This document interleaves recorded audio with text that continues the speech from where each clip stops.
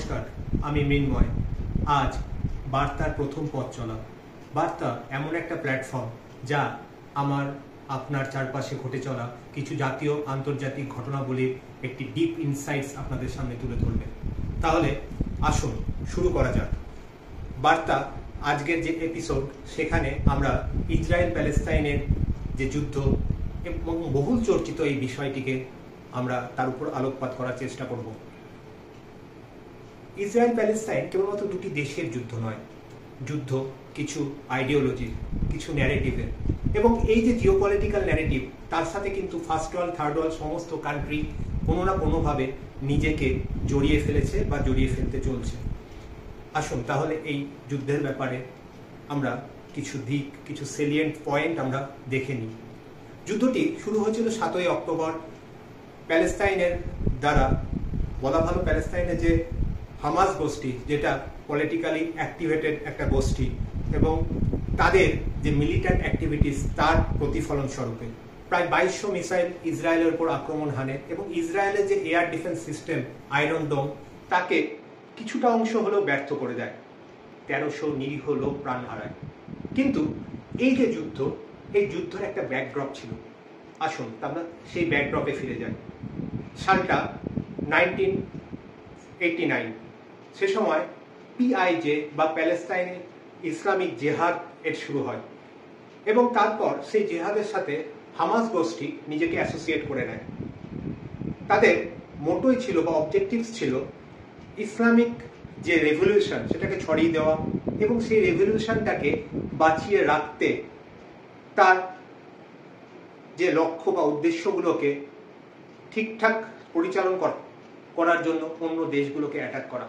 এবং তারই এই বিষয়টার সাথে স্টিমুলাস হিসেবে যোগ হয় 2021 সালে আল আকসা মসজিদে করা ইসরায়েলিদের অ্যাটাক। এই অ্যাটাকের রিভেঞ্জ হিসেবে কিন্তু আজকের এই যুদ্ধটা আমরা দেখতে পাই। যুদ্ধর আরও কিছু দিক আছে, আরও কিছু ইনসাইটস আছে, আরও কিছু ন্যারেটিভ আছে, আরও কিছু জিওপলিটিক্যাল স্ট্যান্ডস আছে। আমরা আলোচনায় আসব। তার আগে যদি আমরা একবার ইসরায়েল এবং প্যালেস্তাইন এই দুটো দেশকে জিওগ্রাফিক্যালি এবং হিস্টোরিক্যালি একবার অ্যাসেস করি বা ডিকোড করি। জিওগ্রাফিক্যালি দেখতে গেলে এই ইসরায়েল প্যালেস্তাইন দুটোই হচ্ছে মিডল ইস্ট কান্ট্রি, এবং ইসরায়েলের ইস্টে আছে জর্ডন, সাউথ ওয়েস্টে ইজিপ্ট, এবং ওয়েস্টে মেডিটেরেনিয়ান সি। প্যালেস্টিনিয়ান টেরিটরিটা মূলত দুটো ভাগে বিভক্ত, একটা মিডল ইস্ট রিজিয়ন এবং অন্যটি হচ্ছে গাজা স্ট্রিপ। এই মিডল ইস্ট রিজিয়ন জর্ডনের সাউথ ওয়েস্টে অবস্থিত, এবং গাজা স্ট্রিপ ইসরায়েলের সাউথ ইস্টে ইজিপ্টের দ্বারা সারাউন্ডেড। আসুন এবার ইতিহাসের দিকে। আজকে যে ইসরায়েল 1047 বিসিতে, এটি ছিল কিংডম অফ ইসরায়েল নামে পরিচিত, এবং এখানে ছিল জিউসদের রাজত্ব। রাজা ছিলেন কিং সোলেমান, এবং তিনি নির্মাণ করেন Temple Mount. Time by time, বিগস বাই বিগস সাম্রাজ্যের পতন ঘটে, এবং জিউসদের পরে ব্যাবিলনিয়ান, তারপরে আসে রোমানরা আসার পর থেকে আজকের দিন অবধি ইসরায়েলের একটা লিনিয়ার কিংডমের যে লিনিয়ার ধারা, সেটা রয়েছে। এবং উল্লেখ থাক, এই ইসরায়েলের যে জেরুজালেম, সেটা ওয়ার্ল্ডের অন্যতম হলি প্লেস বলে আখ্যাত, এবং সেখানে আজও কিন্তু তিনটে আলাদা আলাদা রিলিজিয়াস সেক্টসের মানুষ, যথা জিউস, খ্রিস্টান এবং মুসলিমরা বাস করে থাকে। এই মোটামুটি তাদের একটা হিস্টোরিক্যাল বা জিওগ্রাফিক্যাল ব্যাকগ্রাউন্ড আমরা ট্রেস করতে পারি। এইবার যদি আবার ওয়ারের বিষয়ে বা যুদ্ধের বিষয়ে ফিরে আসি, তাহলে দেখতে পাবো এই যে আক্রমণ, এই আক্রমণের যে রিফ্লেকশন বা রিপার্কেশন, তার ফলশ্রুতি হিসেবে কিন্তু ইসরায়েলি প্রেসিডেন্ট বেঞ্জামিন নেতানিয়াহু সমগ্র দেশের কাছে, সমগ্র দেশবাসীর কাছে সার্বিক প্রতিরোধের আহ্বান জানান, এবং আয়রন ডোমের যে ফেলিওর বা এই সাধারণ মানুষের উপর যে অ্যাটাক, তার প্রতিবাদ একত্রিত হওয়ার আহ্বান জানান, irrespective of any political ideology. তিনি অপারেশন আয়রন সোর্ড বলে একটি অপারেশনে ডিক্লেয়ার করেন, যার উদ্দেশ্যই ছিল প্যালেস্তাইনিদের টোটাল লিকুইডেশন। হিংসার যে প্রতিফলন হিংসা দিয়েই হয়, এবং তার কাউন্টার ইভেন্ট যে কত মারাত্মক হতে পারে, তার ফল আমরা কিছুদিন আগে দেখলাম। প্যালেস্তাইন অঞ্চলের গাজা স্ট্রিপের উপর যে আল আলী ব্যাপটিস্ট হসপিটাল ৭০ জন নিরীহ মানুষ যারা হসপিটালে অ্যাডমিটেড ছিলেন বা চিকিৎসা পরিষেবা নিতে এসেছিলেন তারা মারা গেলেন। ঠিক এই জায়গাটায় সমগ্র বিশ্বকে তাদের জিওপলিটিক্যাল স্ট্যান্ডসকে আলাদা করে দিল।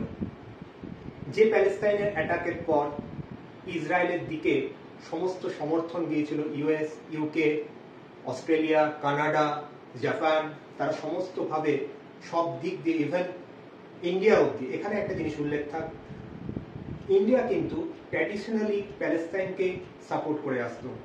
সেই ইন্দিরা গান্ধীর সময় থেকে অটল বিহারী মনমোহন সিং হয়ে আজকের মোদিজির সরকারেও কিন্তু প্যালেস্টাইনের প্রতি সাপোর্ট ছিল। কিন্তু এই সার্টেন হামাস গোষ্ঠীর এই সার্টেন অ্যাটাক কিন্তু ইন্ডিয়াকেও নতুনভাবে রিথিঙ্ক করতে বাধ্য করে। কিন্তু তার যে বারবারিক রিপ্লাই, তার যে কাউন্টার রিভেঞ্জ ইসরায়েল যেভাবে নিল, সেটা কিন্তু প্রত্যেকটা দেশের জিওপলিটিক্যাল ন্যারেটিভকে সরিয়ে দিল এবং তারা বাধ্য হলেন সেখান থেকে সরে আসতে।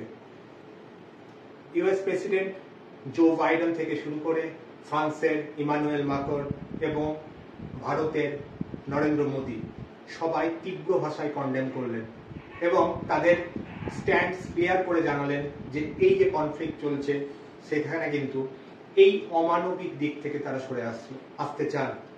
কারণ নেতানিয়াহু তার যে 5 পয়েন্ট অ্যাকশন প্ল্যান সেখানে সরাসরি ডিক্লেয়ার করেছিল যে প্যালেস্টাইনারদের টোটাল লিকুইডেশন।